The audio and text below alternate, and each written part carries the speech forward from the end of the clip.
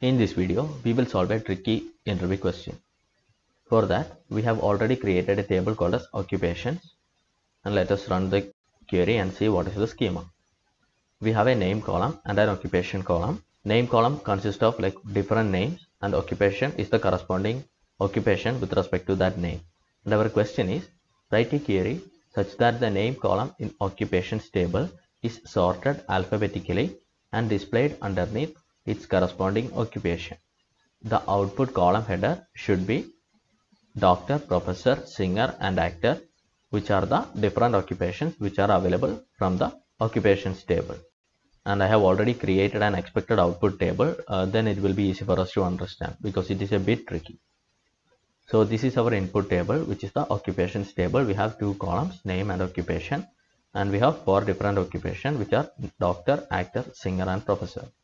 Now this is our expected output table, in which it is given that we have four columns which is the particular occupation's name, and below the occupation name it is given that we have the list of people or the list of names which is listed in alphabetical order. That is, the names are displayed or sorted in the alphabetical order. So this is our expected output. Now let us come back and start writing the query.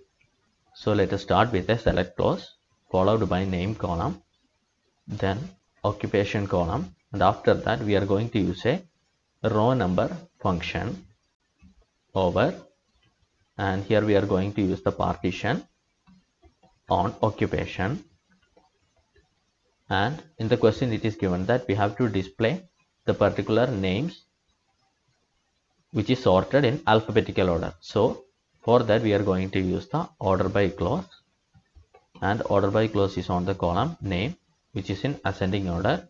Let us give a column name, that is row num. So this part is completed, and from occupations table. Now let me run the query and see what is the result. Now we have a third column in addition to the input table, which is the row number, which has assigned particular row number to different combinations of name and occupation. And now what we are going to do is that we are going to write a pivot function on this particular table and see what is the result we are going to get. Select star from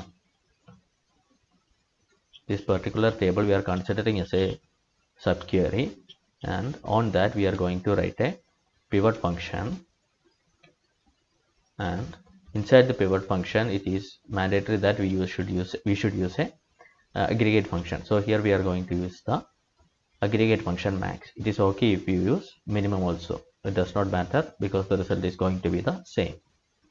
The column which should appear as the pivoted column is the occupation column. So for that we have to use the occupation column within the pivot query, occupation, and we have to list all the values available from the occupation column. And we know that actor, professor, singer and doctor are the different values which are available from the occupation column. Professor, singer, and finally we have one more value which is doctor. Yeah, these are the four values which are available from the occupation table. Now we have completed this part of the query, and after this we have to give an alias name result.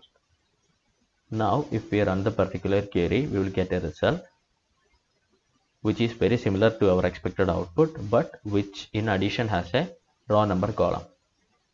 But our expected output only has this particular columns. So for that we are going to write a query outside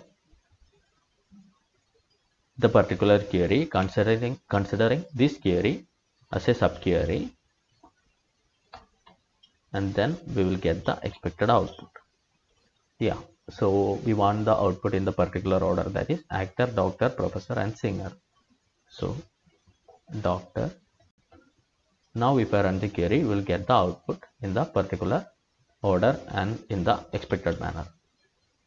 Now we have the expected result. Copy with header. Now let us compare the expected result and our output.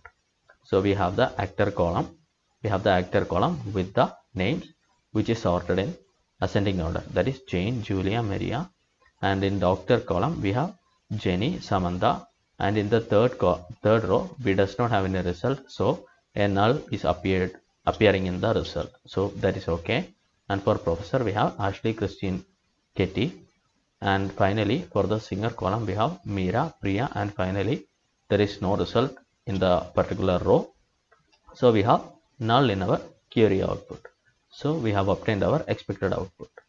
So this is the way by which you can write a query and list particular output underneath a column header. Thank you for watching, and if you like the video, subscribe the channel.